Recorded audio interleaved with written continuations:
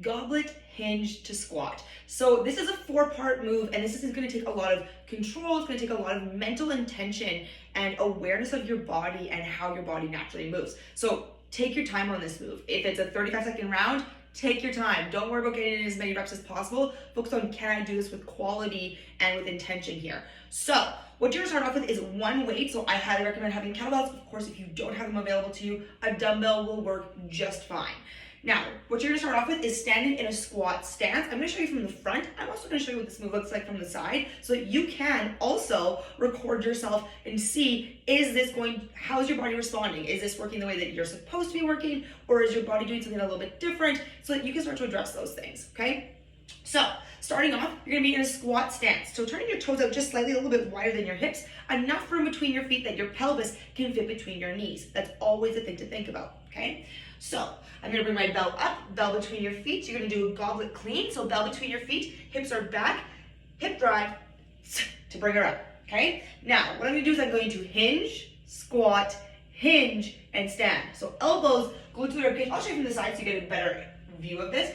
Elbows to the ribcage, bell off the chest. You're going to tuck your tailbone in, abs fire on. You're going to reach back to the tailbone, holding your goblet position, hinge, squat, pull the elbows to the knees, tailbone down, chest open, come back up, hinge, stand.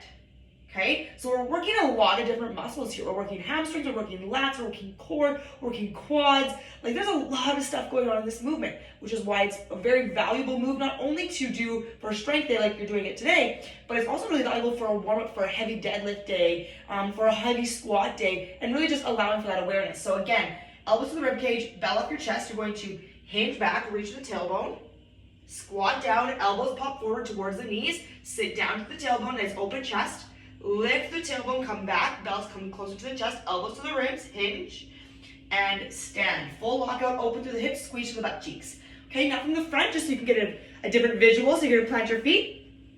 You're going to hinge, squat, hinge, stand. Now, I'm sure there's a fancy name for this out there somewhere. I call it literally goblet hinge to stand, or goblet hinge to squat, or I will call it hinge, squat, hinge, stand, because it's the simplest way for your brain typically to recognize, what am I supposed to do? It's a 4-step process. You're going to go into a goblet, you're going to hinge, squat, hinge, stand. Okay, that is your movement. Again, if you are really struggling with this move, lighten up in your weight, hold a water bottle, hold a shoe, just so you have that stability in your chest to be aware of where your elbows need to be throughout this movement. But that is your move for the day.